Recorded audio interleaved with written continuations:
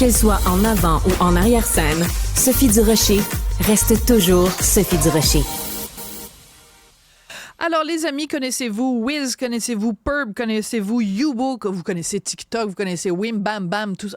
On se perd à un moment donné comme parents entre tous ces noms, toutes ces applications, tous ces réseaux sociaux pour les adolescents.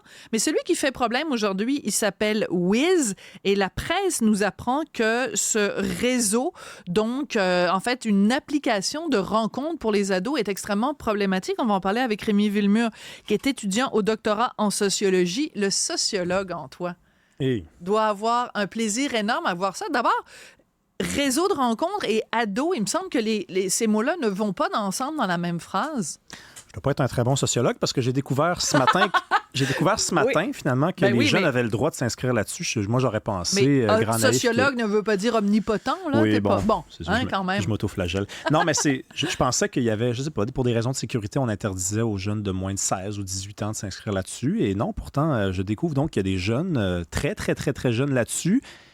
Et je découvre aussi, puis ça me fait rire, parce que là, on dit, attention, il y a des prédateurs sexuels là-dessus. Ben oui, hein? Ben oui. Vous prenez des jeunes filles, vous leur dites, là, vous pouvez vous mettre dans un état de séduction envers des jeunes garçons, puis il se trouve qu'il va y avoir des pervers là-dedans. Le gros méchant loup. Tu fais rentrer le gros méchant loup dans la bergerie, puis là, t'es surpris.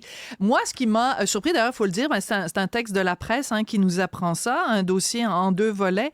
Je regardais le dossier. Rémi, toi, tu n'as pas d'enfant. Donc, je dirais même pas tu n'as pas encore parce que peut-être t'en auras jamais puis c'est pas une condition sine qua non du bonheur sur Terre. Donc, tu n'as pas d'enfant, mais moi, j'en ai un jeune et puis je suis belle-mère de deux filles plus vieilles.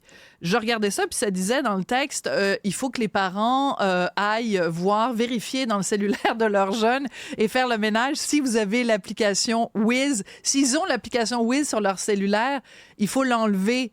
Mais quel parent en 2024 va demander à son enfant d'accéder à son cell puis que son ado va y donner puis va permettre à son parent de faire le ménage dans son application? Hey, arrive en ville, là, ça n'arrivera pas. Non, c'est compliqué. C'est pour ça qu'idéalement, ce serait aux jeunes de réaliser que la séduction, c'est quand même plus agréable à long terme. Et je vais t'expliquer pourquoi. Dans la vraie vie. Parce que, écoute, moi, je me rappelle quand j'étais au secondaire, ça m'est arrivé d'avoir un kick sur des filles. OK? Et ça n'existait pas des applications de rencontres comme ça. Tinder n'existait pas. Non. Facebook commençait. Grindr non plus. Donc, comment je procédais? Je prenais mon courage à 2 mains et j'allais voir la jeune. Écoute, c'est ancien, là. Je sais qu'il y a des gens qui nous écoutent et qui disent allez voir la fille, pas envoyer un message sur Facebook. Lui parler en personne. Et j'ai commencé à faire ça. C'est au Moyen-Âge, ça. J'ai commencé à faire ça après avoir subi une très mauvaise expérience. Je t'explique. Donc, à 12-13 ans, il y a une jeune fille dans une grosse école, il y a beaucoup de gens. Elle n'a jamais été dans ma classe à date. Et là, je la regarde, puis waouh! Je la trouve magnifique, mais je ne sais pas quoi faire. Je ne sais pas quoi faire parce que c'est compliqué. Là. Quand je dis prendre son courage à 2 mains, c'est une vraie expression. Ça veut dire se lever et dire OK, là, il y a des risques qu'elle me balaye devant tout le monde, dans la cour de récréation. Humiliation totale. Et à l'époque, il n'y avait pas donc d'application de rencontre, mais il y avait MSN. MSN, c'était Messenger, c'était un outil de clavardage. Moi, mon père m'avait interdit d'avoir ça à la maison parce qu'il voulait que je lise, il voulait que je sorte dehors. Et moi, comme n'importe quel adolescent, j'avais réussi à l'installer d'une façon ou d'une autre. J'adore cette histoire. En espérant que le soir, en revenant de l'école, cette fille-là se connecte parce que les gens se connectaient en fonction des contacts qu'on avait. Moi, je ne lui avais jamais parlé, je ne lui avais jamais demandé comment me connecter avec elle. Mais un soir, elle est apparue sur l'écran. Et je me suis mis à discuter avec elle, à tous les soirs. Et je la croisais à l'école et je n'osais jamais aller la voir.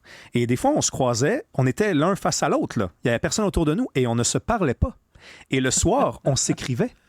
Et un soir, elle m'a dit, écoute, je te trouve très drôle, gentil, beau garçon, mais là, il va falloir peut-être que tu me démontres que tu es vraiment intéressé.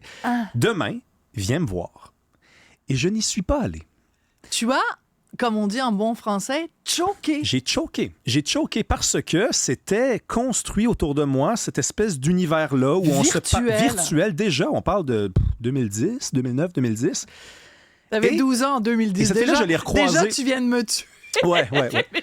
Je l'ai recroisée, cette fille-là, il y a quelques mois, parce que ça faisait 10 ans que j'avais gradué et on ne s'est pas parlé. Diplômé. Ouais, parce que là, diplômé? Non, OK. ouais, c'est parce que choqué, déjà, ça va. Mais alors là, si on dit gradué, là, 2 anglicismes dans la même émission, ma tante Sophie, elle va s'évanouir. Là. C'est 1-1. Apportez-moi mes selles. Hein. Ouais, le premier, c'était toi, par contre, je pense. Oui, mais oui. c'est 1-1. On va voir qui va gagner. Je suis pas allé la voir. 10 ans après, parce que, encore une fois, j'étais terrifié par cette espèce d'univers numérique qui s'était construit. Puis cette personne-là, finalement, on n'était pas dû pour se parler, puis on s'est jamais parlé, puis c'est bien correct comme ça, puis j'espère qu'elle est heureuse. Mais les Est-ce jeunes... qu'on peut donner son nom? Ben, bien sûr que non. Donc, bien sûr que non. Franchement, je pensais qu'il y avait un punch. Regarde, deuxième. Ben là, le punch, qu'est-ce que ça t'aurait donné de savoir qu'elle s'appelle Sophie? Mais non, mais d'un coup qu'elle s'appelle, moi... Pierrette, voir qu'elle s'appellerait Pierrette. Non, mais mettons qu'elle s'appellerait, je sais pas, moi, Mathilde Tremblay-Gagnon, puis qu'elle nous écoute. Puis que là, elle décide de reconnecter avec toi et que vous vous mariez et vous faites 8 enfants. Non, je suis correct. Non, c'est pas bon. besoin de ça.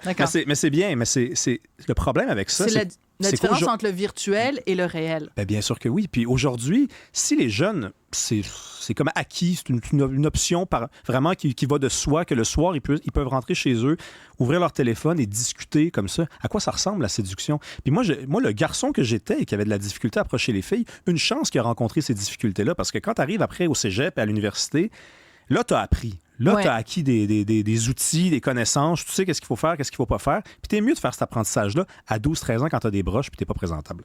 Ah, c'est parce que t'avais des broches, c'est pour ça. OK, le chat sort du sac. Ouais, franchement. Les cheveux frisés aussi. Ah bon, ça, c'est autre chose. Ce que je trouve extrêmement intéressant dans ce texte-là, pour revenir à quelque chose de plus, disons, sociologique, c'est que la journaliste en question dans la presse, ça lui a pris 5 minutes pour se faire passer pour une ado. C'est-à-dire qu'elle est allée sur ce site, cette application, et en 5 minutes, elle s'est créé un faux profil, pour se faire passer pour un adolescent. Donc, elle était évidemment bien intentionnée et son but, c'était de faire un reportage journalistique. Mais c'est tellement facile pour quelqu'un de mal intentionné d'aller sur ces sites-là. Et ça pose toute la question. Je faisais des blagues tout à l'heure en disant, il n'y a pas un parent qui va aller confisquer le sel de son enfant pour aller commencer à aller faire le ménage dans les applications. Mais il reste que un ado d'aujourd'hui est à un clic de la sextorsion, à un clic d'un prédateur, à un clic de dangers qui sont beaucoup plus grands que les dangers que toi, t'as connus à 13 ans ou que moi, j'ai connus en 1977. Eh bien. Hein? Quand j'avais 13 ans. Dans le temps qu'il y avait des pierrettes. Oui, dans le temps qu'il y avait des pierrettes. Mais il reste que tout ça est quand même extrêmement inquiétant. C'est évident. Puis les jeunes, de toute façon, ils passent 8 à 9 heures par jour sur leur téléphone. Je ne sais pas pour ton garçon, là, mais je sais que moi, quand je fais de la suppléance, je le demande aux gens. Allez dans votre téléphone. Là, ils sont super excités. Quelqu'un qui leur donne l'autorisation de sortir leur téléphone en classe. Hey.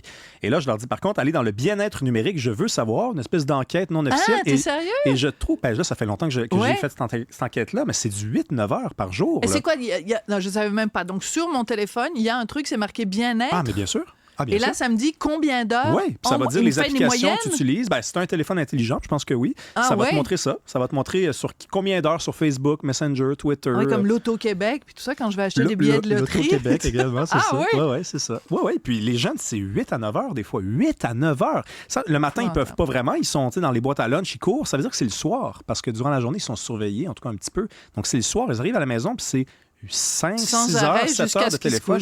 Donc, évidemment, ils peuvent tomber sur ces espèces de malades-là, sur l'application, puis ils peuvent passer à côté de l'occasion de rencontrer des gens. Rencontrer des gens. Lire. Wow!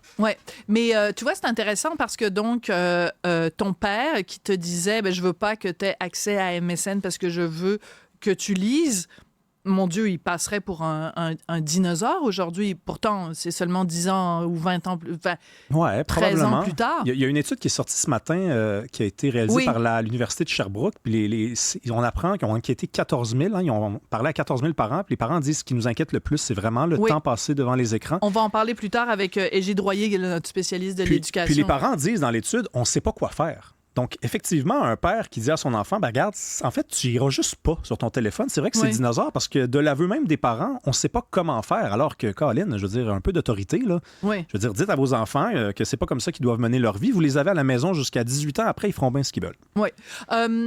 bifurquons un petit peu parce que tu as parlé de séduction, puis tu as parlé de le cœur qui tremble, le cœur qui palpite quand on rencontre quelqu'un pour qui on a un intérêt. Bon, c'est la Saint-Valentin demain. C'est pas une grosse nouvelle que je t'apprends là. Quand t'as quel âge donc maintenant? 29. 29. Quand on a 29 ans, post-MeToo, comment on... Je te pose pas une question nécessairement personnelle à toi, Rémi Villemur, mais quand on est dans la vingtaine, qu'on est un homme blanc en Occident, on marche sur un terrain miné constamment quand on veut justement jouer le jeu de la séduction. Toi, t'as peut-être quelqu'un dans ta vie, ça te regarde, mais de façon générale, c'est un terrain miné. C'est pas évident parce que quand on a 12 ans, le danger, c'est d'être humilié parce que la fille nous dit non. Mais à 29 ans, peut-être que le danger, c'est que la fille, tu penses qu'elle a dit oui, puis finalement, c'était pas... C'est compliqué, là. C'est pas évident. C'est pas évident. Il y a des discussions qu'on pense ne jamais avoir, qu'on a dès le départ. Genre un acte notarié. Quasiment. Ah oui? Donne-moi des signes. Si tu dis ça, est-ce que ça veut dire ça? C'est pas évident. T'es sérieux, ce genre de discussion-là? Ça dépend évidemment de la personne. C'est un peu tue l'amour quand même. Ça dépend évidemment de la personne que tu rencontres. Puis moi, plus je vieillis, plus je réalise que les filles que je rencontre, en tout cas, et que je côtoie, des amis, ma sœur, les gens autour de moi dans ma famille, elles ne ressemblent pas vraiment au profil typique de la fille MeToo non plus. Les filles aiment quand même ça, être un petit peu challengées. Être un petit peu... Ah, t'as vu, j'ai perdu 2-1. Donc, elles aiment ça être... Oui, elle inscrit le compte. Le score. Incroyable.